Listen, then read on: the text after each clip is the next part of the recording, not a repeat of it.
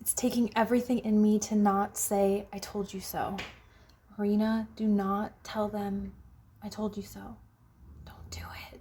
It's not nice. So in today's episode, I was originally going to be talking about correlation and causation in a really gentle manner in order to really just dive deeper into the fact that everything that's happened with COVID really has been a fucking lie. But then all the Fauci emails started leaking and coming out, and all I can sit here and say is I don't have to beat around the bush anymore because I'm not going to get censored. There's a difference between correlation and causation.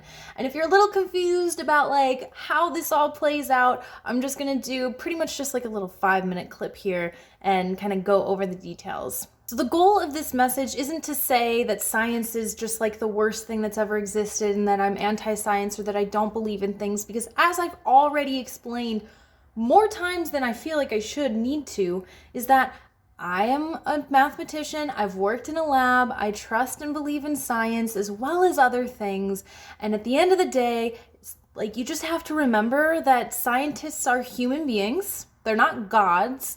The whole point of what I wanted to tell you about science is that at the end of the day, yes, there are a lot of really awesome aspects of science that bring us information, but science is not a non-profit situation. I don't know a single scientist that just donates their time.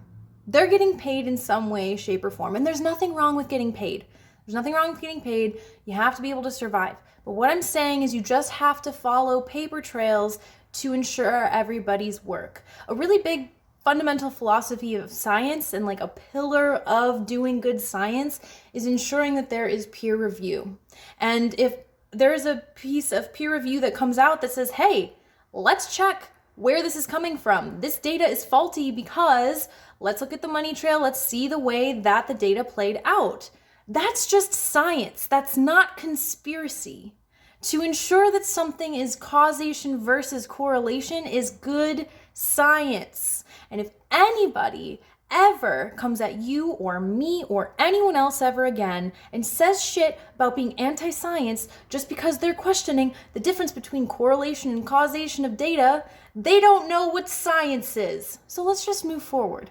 I really just want to make sure that this is important because I want you to protect yourself from deception. So causation is when X definitely happened because of Y. So correlation is as the variable X increases, Y also seems to increase. However, the relationship between these two factors of X and Y is unclear, right? So this whole time, all I was trying to say before people got very mad was just that there's only a correlation between a lot of the things happening with COVID.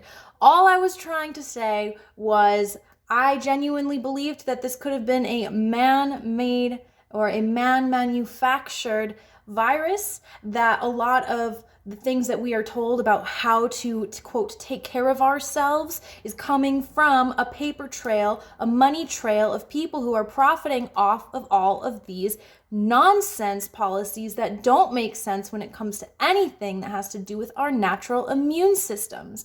Our bodies are meant to fight this. And by the way, another reason I'm very outspoken about a lot of this COVID stuff and the stuff that really started waking me up to what was happening was I had COVID last year. I had it really bad. I have a history of being a smoker back in the day. I quit in October of 2019.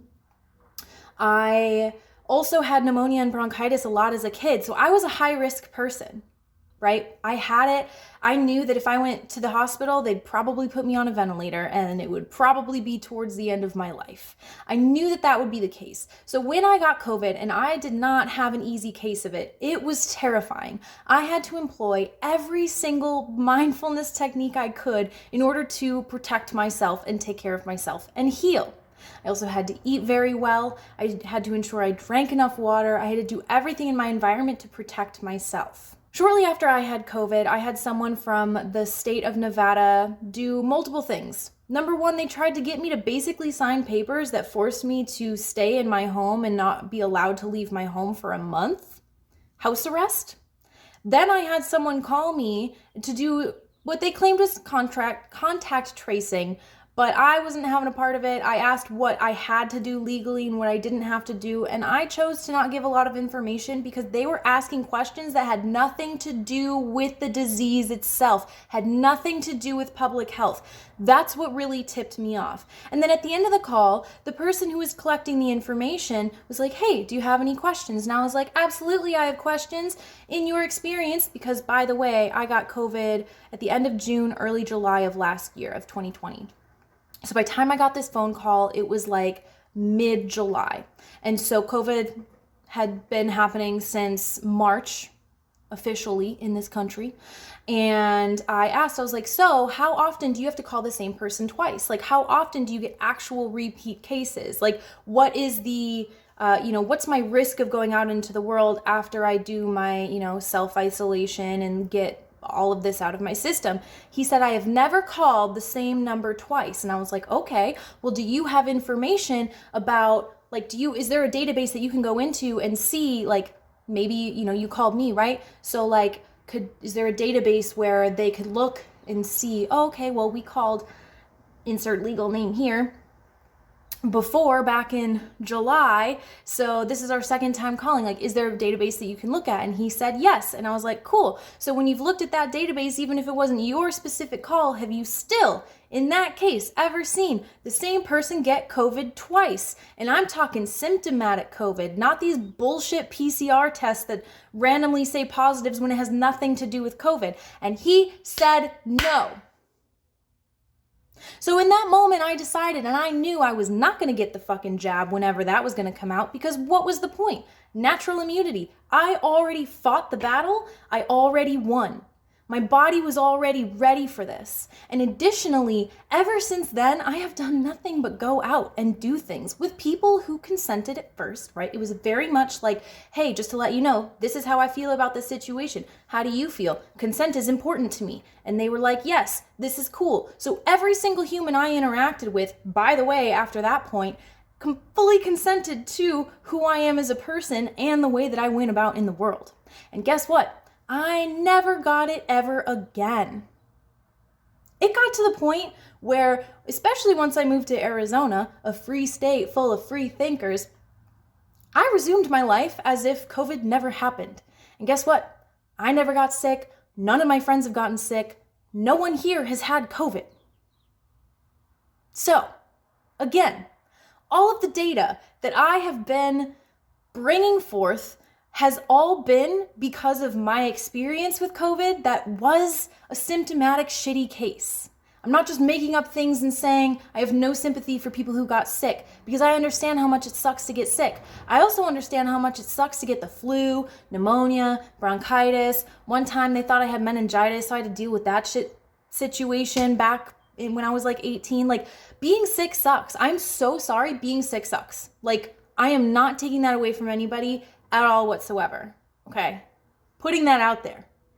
But I am not cool with giving up personal freedoms just because someone's a little scared of getting sick over something that the government policies that were put into place just do not make sense. This is not a plague. Period. The more we look at the data, and by the way, when it comes to data, I very quickly stopped listening to the news, right? After I had COVID, after I experienced it for myself, after I went through that situation with the state of Nevada up my ass, constantly harassing me, even though I never got another person sick after that, by the way. After that point, I started calling hospitals myself. Every single time I heard of an outbreak, I didn't call the news, I didn't call some random person or talk to my friend. I would call hospitals in my local area and say, hey, what's the occupancy rate? How full is it right now? And you want to know how many laid off nurses there were? Do you know how many empty hospital wings there were? Way more than mainstream media has ever told you. All of this is to say, yes, there was a correlation between certain aspects of this sickness and there being some potentially detrimental pieces of information, right? I was totally drinking the Kool-Aid, super scared, super worried back in March, April, and May of last year, of 2020, okay? So It's not like I just went into this being like, fuck everyone, fuck this, I just want my freedom is more important. No, I care about people. I genuinely thought the plague was amongst us. I had no idea, okay? But it was when I was willing to go out and get the data myself and recognize that the data was flawed was when I started to be outspoken and when I decided to take this stance. So normally these episodes come out on Wednesdays, but with all the stuff coming out with Fauci and all of his emails and then his best-selling book that he tried to profit off all this bullshit with got pulled off the shelves, that's when I knew I had to redo this episode and come out to you today. So it's 2 days late.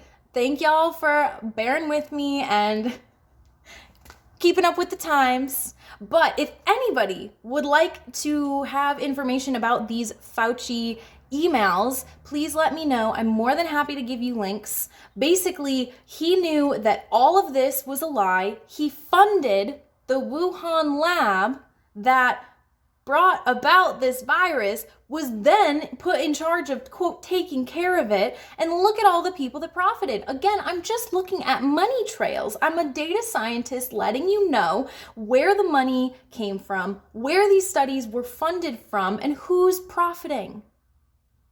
This is why I believe in medical freedom, in personal freedom, in financial freedom, in total sovereignty. Just be weary of absolution. Anytime you think you're so right about something that there's no room for any other type of information to come through, that's when you've closed yourself off to new opportunity. That's when fear has taken the driving wheel of your life instead of love. Now, I'm still open to being wrong about certain things. Every single time I get new information, I'm like, oh, I'm gonna go put that humble pie in the microwave real quick and then eat it right up because I was wrong, and that's okay. I love growing. I'm sad that I wasn't wrong about certain things because a lot of people have been suffering. But here's the thing, the people suffering, it's not just COVID. Okay, there have been a lot of mental health issues. There have been a lot of cancel culture-esque things happening. There have been people who are breaking apart communities, people who don't even know how to connect with other human beings, people really segregating and not connecting anymore. And then on top of that, it's just a cesspool, a breeding ground for ideas that get stuck in echo chambers. So then you don't even realize that you think you're sane because you got no one else to compare yourself to because you're disconnected, right? And so you think you're sane, you got all these ideas, and you forget that humans don't inherently suck all the time. And because of this, now you go out into the world and you think that you're so righteous, that you've got this absolution, that, anyone who doesn't agree with you is crazy. Meanwhile, you're the one that has been stuck in a padded room for a year. My friends, I'm the one going out into the world. And I'm here to let you know that I love you and it's okay. You will not die if you leave your house. Correlation versus causation. Again, this episode was going to be a little bit different. I had a different intention. I had no idea that the Fauci emails were going to leak. So thank you for bearing with me. And on a final note, next week I will be doing a really special episode. So for those of you who have been following the Tranquility since the beginning, or me for a long time, you would know that my very first episode of this podcast was called What is Love? And I've learned a lot since then, so I want to update it a little bit. So I'm going to be talking about love, unconditional love, conditional love, and so forth. So stay tuned for that episode next week. And then I'm sad but excited to say I'm going to be taking a small break from making these weekly videos because I have something extraordinarily special and large happening, and I'm really excited to share it with you, but I need some time to finish it so that I can release it and help you and better serve you and bring more love, beauty, and pleasure to this world. So thank you so much for spending your time with me today, love. XOXO.